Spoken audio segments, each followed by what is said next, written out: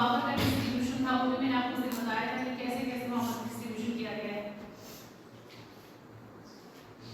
बताया था कि नहीं बताया है? एक पॉइंट में बताया था। कनाडा ने क्या किया है, जो पूरा संघात्मक शासन प्रणाली है उसके फीचर को एज इट इज अडॉप्ट नहीं किया है, उसने बीच का रास्ता अपनाया है। कनाडा ने कैसे बीच का रास्ता, जो पूर्ण तरह से संघात्मक शासन प्रणाली है कुछ फीचर उसके लिए हैं और कुछ फीचर उसने लिए एकात्मक शासन प्रणाली के, और उसको मिला करके अपना एक नया ही संघात्मक शासन प्रणाली इसने अडॉप्ट करी है। आई बात समझ में?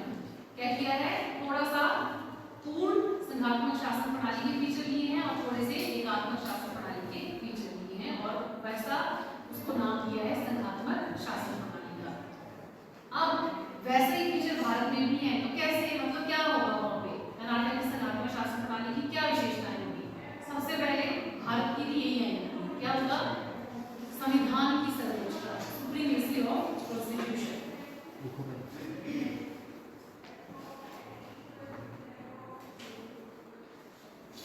रिटन कॉन्स्टिट्यूशन क्यों जरूरी है, उस दिन भी हमने डिस्कस किया था कि संविधान ही क्या करता है, लिखित होगा तो लिखित रूप में वो क्या करेगा, केंद्र सरकार और राज्य सरकार के बीच में शक्तियों का बंटवारा करेगा और शक्तियों को के अधिकार को लेकर के केंद्र और राज्य सरकारों के बीच में कोई झगड़ा नहीं होगा, सबको अपने अपने शक्तियों का अपनी सीमाओं का पता होगा। इसलिए संविधान का सर्वोच्च होना जरूरी है और दूसरा लिखित होना भी जरूरी है। तो कनाडा में भी क्या है, लिखित संविधान भी है और दूसरा सर्वोच्च संविधान भी है। मैक्सिमम जो पार्ट है कनाडा के संविधान के रिटन है। उसका रिजिड कॉन्स्टिट्यूशन है, कठोर संविधान है। तो संघात्मक शासन प्रणाली का भी ये फीचर है कि संविधान कैसा होता है, ऐसा नहीं है कि कनाडा का संविधान संघात्मक शासन प्रणाली के फीचर को अडॉप्ट नहीं करता है। जब आप लिखेंगे तो भी कहेंगे, आप एग्जांपल ले दो कि कनाडा में भी क्या है, संघात्मक शासन प्रणाली को अपनाया गया है, भारत में भी संघात्मक शासन प्रणाली को अपनाया गया है, अमेरिका में भी अपनाया गया है, ऑस्ट्रेलिया में भी अपनाया गया है, स्विट्जरलैंड में भी अपनाया गया है। बस डिफरेंस है थोड़ा सा इनमें भी, अमेरिका के संघात्मक शासन प्रणाली में भी और कनाडा और भारत के संघात्मक शासन प्रणाली में थोड़ा थोड़ा अंतर है। क्या मेजर अंतर है, इससे आप और ज्यादा क्लियर हो जाओगे कि वहां पे क्या है, अमेरिका में एकात्मक जो वहां का संविधान है वो एक तरफ झुका हुआ नहीं है, मतलब वो केंद्र को शक्तिशाली नहीं बनाता है। वहां पे क्या है, इक्वल डिस्ट्रीब्यूशन है, इवन प्रांत ज्यादा हो जाते हैं पावरफुल केंद्र के कंपैरिजन में। लेकिन कनाडा और भारत में क्या है, ये इनका संविधान अर्ध संघात्मक लगता है, क्वासी फेडरल लगता है, मतलब आधा लगता है, आधा मतलब आधी विशेषताएं, ऐसा लगता है कि कनाडा और भारत के संविधान ने आधी ही विशेषताएं संघात्मक शासन प्रणाली की ली हैं और आधी इन्होंने ली है एकात्मक शासन प्रणाली। वो कैसे लिए हैं, क्योंकि बहुत से प्रोविजन ऐसे कर दिए गए हैं जिसमें केंद्र सरकार प्रांतीय सरकार की तुलना में ज्यादा पावरफुल दिखाई देती है। तो इसलिए आलोचक कहते हैं, या ये थोड़ा सा दिमाग में आ जाता है कि क्या भारत और कनाडा का संविधान संघात्मक है कि नहीं है ना। जैसे कई बार क्वेश्चन पूछ लेते हैं, भारत का ही ले लो कि भारत का संविधान एक तरफ झुका हुआ है, या आपसे पूछा जाए explain India's constitution as a quasi federal, कि भारत का संविधान कैसा है, अर्ध संघात्मक है या नहीं है। तो आप अगर है, आपको लगता है तो आप क्या करोगे, है में फिर उसका आंसर होंगे। तो मैं भी कहती हूँ क्या है, आधा हमें क्या लगता है संघात्मक लगता है, आधा अभी कहते हैं, बाद में शायद कुछ और लेकिन अभी हम मान के चले हैं आधा संघात्मक है, आधा हमें एकात्मक लगता है। क्यों, पहले संघात्मक की विशेषताएं देखेंगे, ये है सुप्रीमेसी ऑफ द कॉन्स्टिट्यूशन है, रिटन कॉन्स्टिट्यूशन है, रिजिड कॉन्स्टिट्यूशन है, ये सारी संघात्मक शासन प्रणाली की विशेषताएं हैं। और संविधान है, मतलब संविधान में आसानी से परिवर्तन नहीं किया जा सकता। ऐसा क्यों किया गया है, अगर आसानी से परिवर्तन किया जा सकता तो कोई भी सरकार, चाहे केंद्रीय होगी चाहे राज्य होगी, वो अपनी सुविधा अनुसार संविधान में कभी भी चेंज कर सकती है। क्या किया गया है, कुछ प्रोविजन ऐसे रखे गए संविधान में जो इंपॉर्टेंट है, वो उसके लिए केंद्र और प्रांत दोनों की स्वीकृति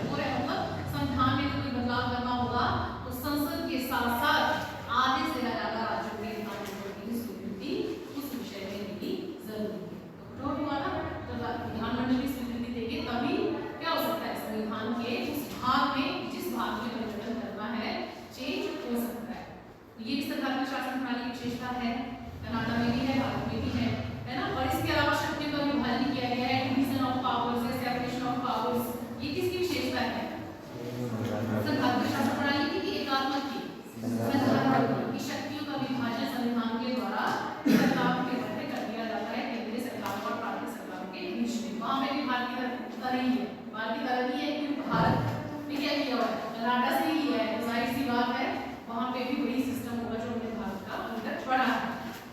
तो अगर आपको भारत का पता है तो आपको कनाडा का भी ज्यादा प्रॉब्लम नहीं है। सिर्फ प्रांतों का डिफरेंस है, कब बना, इसके कितने प्रांत हैं, कौन कौन से प्रांत हैं, और दूसरा इसके अच्छा आगे मैं आपको ये और बात है बाइकैमरल पार्लियामेंट, द्विसदनीय विधानमंडल है कनाडा का भी, जिसका जो लोअर हाउस है उसको कहते हैं हाउस ऑफ कॉमन्स और अपर हाउस को कहते हैं सीनेट। अब आप मुझे बताओ कि हाउस ऑफ कॉमन्स और ये सीनेट और कहाँ पढ़ा है आपने?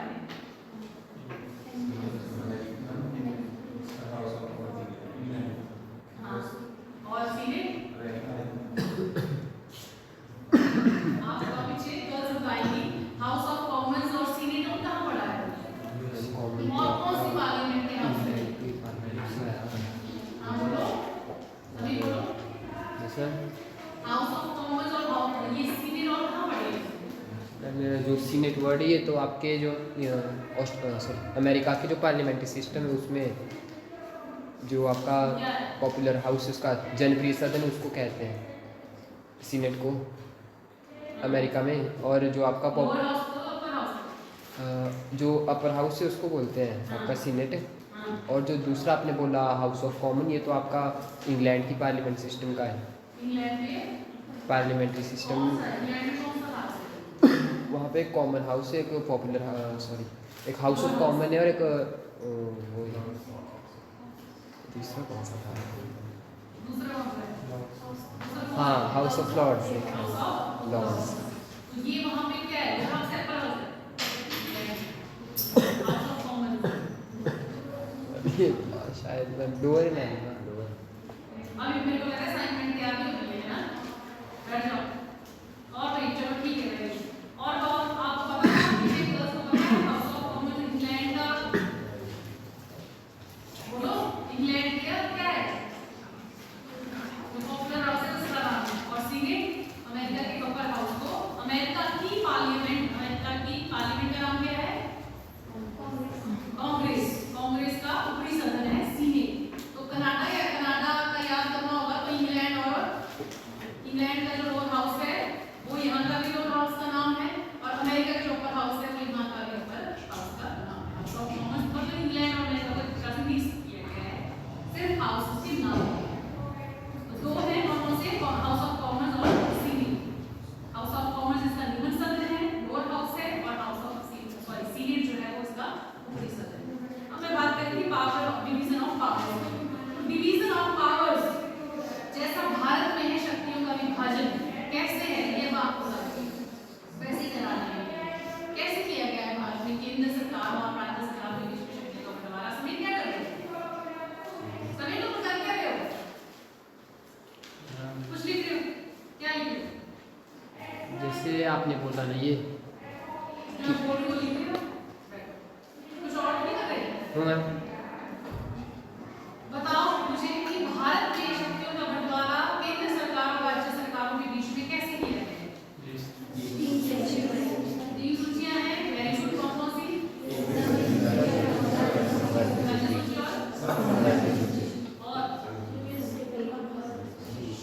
और अवशिष्ट रेसिड्यूरी पावर्स, वेरी गुड। केंद्र सरकार केंद्र सूची के ऊपर काम कौन लाता है? केंद्र सरकार।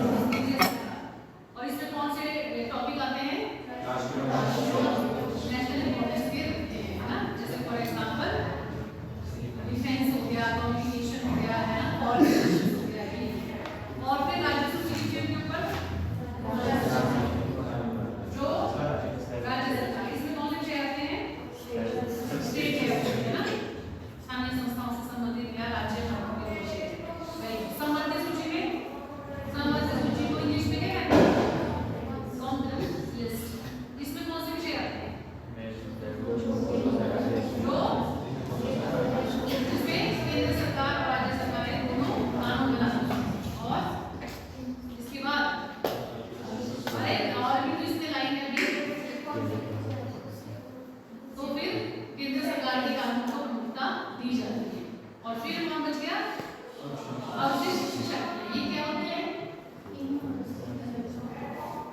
हाँ, जो ऊपर की जो आपने 3 सूचियां बोली, इनमें जो विषय अंकित नहीं किए गए होते हैं या जो बच गए विषय होते हैं वो अवशिष्ट शक्तियों में जाते हैं और उसके ऊपर कानून बनाने की शक्ति केंद्र सरकार को होती है। ये भारत में है ना, सेम कनाडा में भी है। लेकिन अमेरिका में एग्जीक्यूटिव पावर्स हैं, उनके ऊपर कानून बनाने की शक्ति फ्रांसीसी सरकार को है ना, लेकिन कनाडा और भारत में किसको है? केंद्रीय सरकार। उसके बाद है सुप्रीमेसी ऑफ कॉन्स्टिट्यूशन, ये तो हमने कर लिया डिस्कस। इंडिपेंडेंट जुडिशरी, स्वतंत्र न्यायपालिका, ये भी आपको पता है। और ये किसका फीचर है? फेडरल फॉर्म ऑफ गवर्नमेंट है।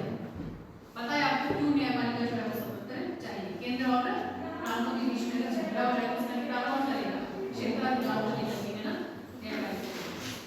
ड्यूल पॉलिटी, दोहरा शासन होता है। दोहरा शासन का मतलब क्या होता है? 2 प्रकार का शासन चला जाता है, मतलब 2 प्रकार की सरकारें काम करती हैं। वो आपको पता है कौन कौन सी? केंद्र सरकार और राज्य सरकार। और ये शक्तियां कहाँ से प्राप्त करती हैं? ये सरकारें अपनी शक्तियां कहाँ से लेती हैं? कौन देता है? बाईकैमरल पार्लियामेंट डिस्कस कर लिया हमने। 2 सदन है यहाँ पे भी, संसद के house of Commons and house of senate. House of Commons लोगों का प्रतिनिधित्व करता है, निम्न सदन है, और हाउस ऑफ सीनेट ऊपरी सदन।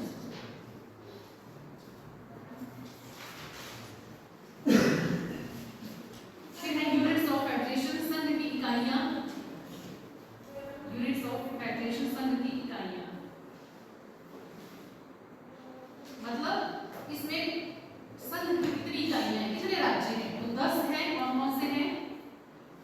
न्यू फाउंडलैंड, ऑन्टारियो, कितने हैं? कितने? देखो, न्यू फाउंडलैंड, जैसे हिमाचल, पंजाब, हरियाणा है ना, वैसे ही कनाडा में न्यू फाउंडलैंड, ओंटारियो, क्यूबेक,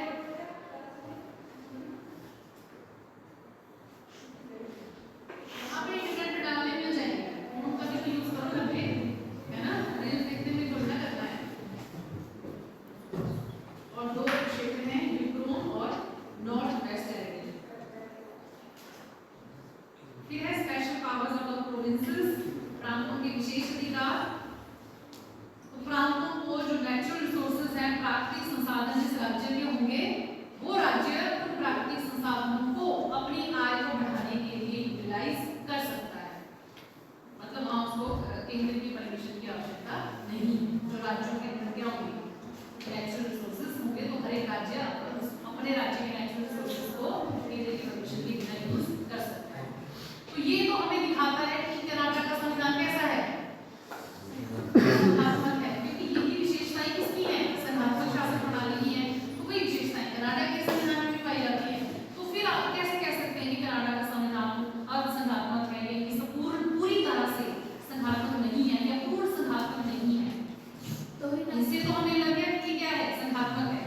लेकिन अब मैं कह रही हूँ कि कनाडा का संविधान पूरी तरह से संघात्मक नहीं है, ये अर्धसंघात्मक है। अब इसके फेवर में मैं कुछ पॉइंट्स बोलूंगी। बेटे बोलो, क्या बोल रहे थे?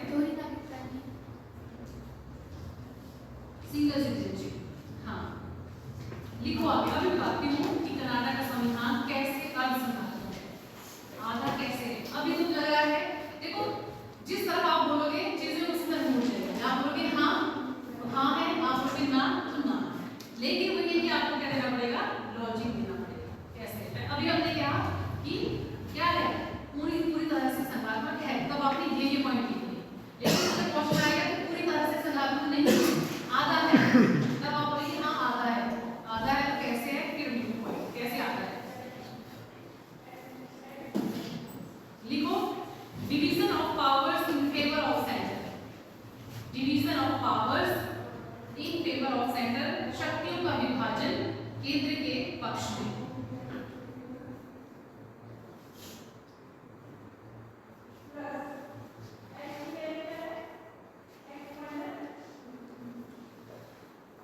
अब बताओ मुझे, अब हम क्या मानने चले कि कनाडा का संविधान कैसा है?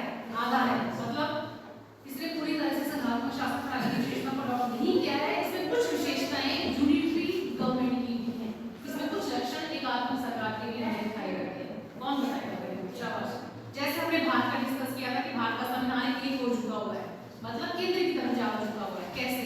जो जो पॉइंट हम तब देते थे वैसे ही पॉइंट अभी भी आपने दिए हैं। बताओ।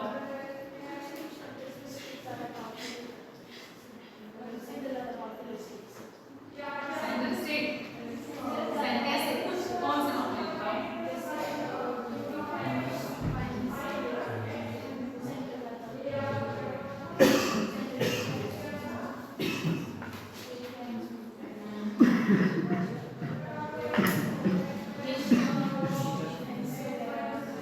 सबसे पहले जो इम्पोर्टेंट विषय हैं उसको दिए केंद्र। किसको? सेंटर। और ठीक है, एक पॉइंट हम ये निकालते हैं कि क्या है, केंद्र की तरफ ज्यादा झुका हुआ है या केंद्र जो एक आत्म शासन प्रणाली होती है ना, उसमें क्या होता है, केंद्र सरकार है वो ज्यादा पावरफुल होती है। ठीक है, तो अभी भी हमने ये दिखाना है कि कर्नाटक में भी क्या है, केंद्र सरकार ज्यादा पावरफुल है। कैसे? जो आपने पहले बताया कि पहले तो महत्वपूर्ण जो इम्पोर्टेंट टॉपिक है वो किसको कहते हैं, केंद्र सरकार। और भी तो पॉइंट है तो दिखाते हैं।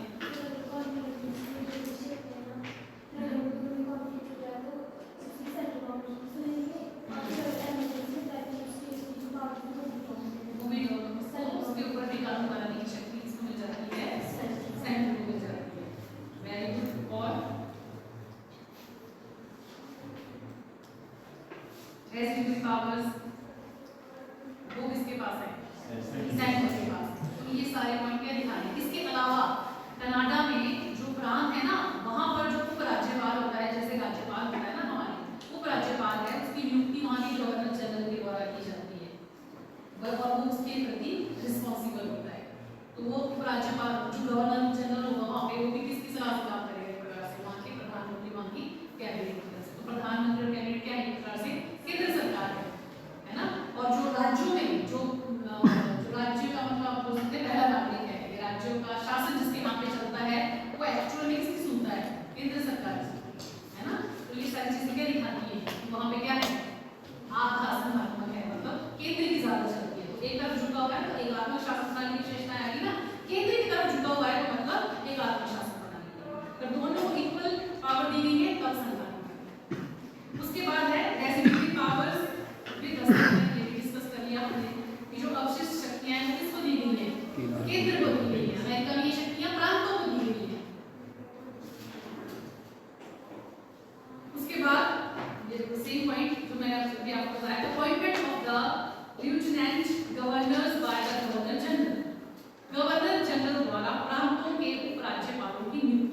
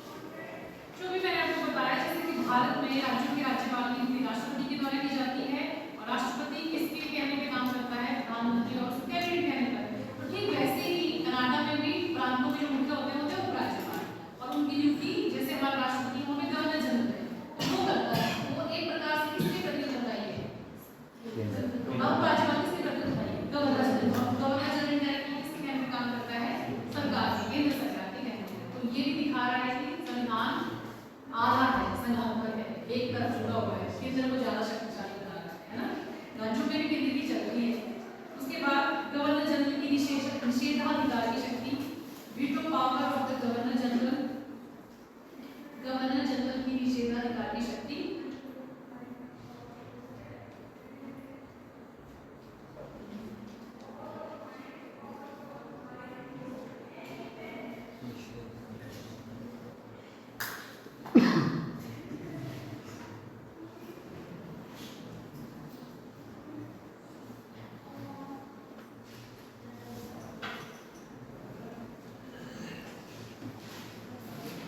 अब जैसे भारत में जब कोई बिल राज्य में पास होता है तो राज्यपाल के पास ये पावर रहती है, वीटो पावर रहती है कि वो उसके ऊपर स्वीकृति दे या ना दे, या उसको अपनी जेब में रखे। पॉकेट वीटो जिसको कहते हैं, पॉकेट वीटो कहते हैं इसको, है ना।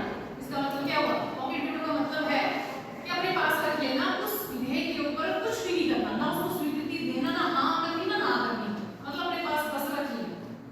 या तो अगर क्लियर बता दो कि आप सहमत हैं या नहीं है, तो डिसीजन हो जाएगा कि नहीं है, तब फिर से आएगा हाँ, तब कानून बन जाएगा। लेकिन राज्यपाल क्या करता है? कुछ भी नहीं करता है, कुछ भी मतलब अपनी जेब में रख लिया प्रकार से, उसके ऊपर कोई एक्शन नहीं लिया, उसको कहते हैं पॉकेट वीटो। पॉकेट वीटो मतलब उसके ऊपर कोई एक्शन ना लेना। तो वहां पे जो भारत में भी है ये सिस्टम, है ना, राज्यपाल क्या कर सकता है? अपने पास रख सकता है, या उस विधेयक को राष्ट्रपति की सहमति के लिए अपने पास रख सकता है कि आगे इस बिल के ऊपर राष्ट्रपति की स्वीकृति दी जानी जरूरी है। तो वहां पे भी जो राज्यपाल है वो भी राज्य विधानमंडल द्वारा पारित किए गए विधेयकों को राष्ट्रपति की गवर्नर जनरल की स्वीकृति के लिए आरक्षित रख सकता है। ऐसा क्यों? केंद्र सरकार का ऑर्डर आएगा कि आप क्या करो, ये वहां पे इम्प्लीमेंट ही ना होने दो, केंद्र सरकार को इंटरेस्ट हो सकता है, अपोजिट पार्टी हो, तब ये ज्यादा जो है वो ये इशू रहता है। सेम पार्टी होगी तो सेम पार्टी के अनुसार ही काम करेगी। लेकिन मान लो कि राज्य में क्या है, कोई और पार्टी है, केंद्र में कोई और पार्टी है, तो केंद्र सरकार इनडायरेक्टली गवर्नर जनरल को कह के उपराज्यपाल को आदेश भिजवा सकती है कि आप क्या करो, इनडायरेक्टली ये चीज उस विधेयक को अपनी स्वीकृति ना दो, उस राज्य का काम ही करता है, उसको अपने पास रखो। तो यहाँ पे भी कौन हस्तक्षेप करता है? केंद्र सरकार, है ना। इसके अलावा सीनेट में प्रांतों का असमान प्रतिनिधित्व है, unequal representation to the provinces in the senate. Senate में प्रांतों का असमान प्रतिनिधित्व, unequal representation to the provinces in the senate. अब भारत में जो राज्यसभा है, भारत में ऊपरी सदन क्या है? राज्यसभा है। कर्नाटक में ऊपरी सदन कौन है? सीनेट। दोनों में एक जैसा है, अलग अलग, मतलब समान प्रतिनिधित्व नहीं है। मतलब जो राज्य हैं उनके सदस्य ऊपरी सदन में एक समान रूप से चुन करके नहीं भेजे जाते। जैसे भारत की क्या जनसंख्या के आधार पर है ना, कई राज्यों में क्या है, राज्यसभा के लिए ज्यादा सदस्य जाते हैं, कहीं से कम जाते हैं, है सही।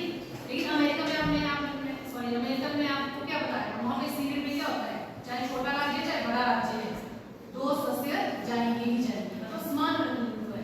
लेकिन कनाडा में असमान है, कुछ राज्यों से ज्यादा सदस्य सीनेट में जाते हैं और कुछ से बिल्कुल कम जाते हैं, असमान। ये भी क्या कर रहा है, दिखाता है। उसके बाद है weak position of the senate. Senate एक शक्तिहीन सदन के रूप में, तो जैसे भारत का जो राज्यसभा है वो कैसा है, शक्तिहीन सदन है इन कंपैरिजन टू लोकसभा। और राज्यसभा किसका प्रतिनिधित्व करता है, राज्यों। वहां पे भी सीनेट राज्यों का प्रतिनिधित्व करता है, तो मतलब जो राज्यों वाला सदन है वो कैसा है, शक्तिहीन है, उसके पास शक्ति नहीं है। और केंद्र वाला जो एक ही सदन है, केंद्र सरकार की जिसमें चलती है सरकार होती है, वो ज्यादा पावर होती है। और इसके अलावा केंद्रीय न्यायिक व्यवस्था, सिंगल जुडिशियल सिस्टम है वहां पे, केंद्रीय न्यायिक व्यवस्था। संघात्मक शासन प्रणाली में दोहरी न्याय व्यवस्था को अपनाया जाता है, जैसे अमेरिका और ऑस्ट्रेलिया में है। अभी दोहरी न्याय व्यवस्था क्या है कि राज्यों के अपने क्या होते हैं, न्यायालय होते हैं और सुप्रीम होते हैं,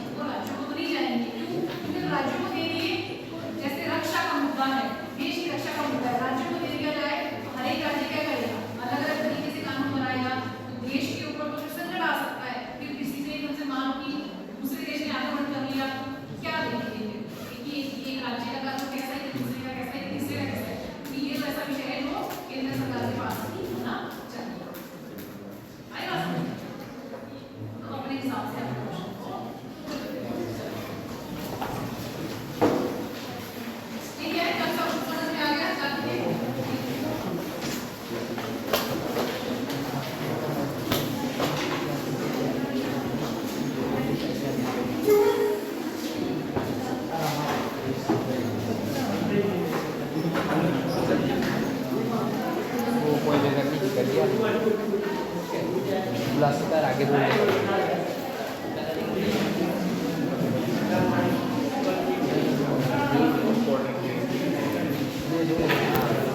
मम्मी को बोलो अच्छा बढ़िया वैसे बोलो ना हाँ ये फेमना एंट्री